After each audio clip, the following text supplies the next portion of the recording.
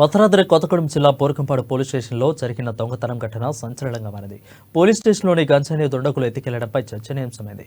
కట్టుదిట్టమైన భద్రత నడుమ ఉంచిన గంజాయి వివిధ కేసులలో సీజ్ చేసిన ద్విచక్ర వాహనాల చోరీకి గురి కావడం పోలీసుల వర్గాల్లో సంచలనంగా మారింది.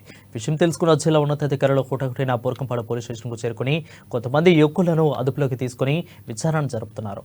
పోలీస్ స్టేషన్కే భద్రత లేదంటే మండలంలో నివసిస్తున్న సామాన్యులకు పరిస్థితి ఏంటని స్థానికులు ప్రశ్నిస్తున్నారు.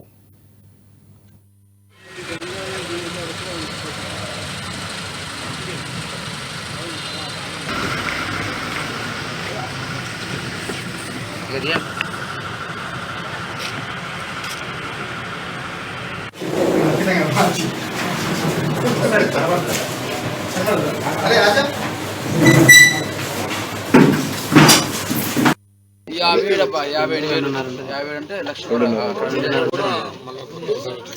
కొన్న కష్టం వెయ్యి కంటే ఎక్కువ రసం తీసేస్తారు.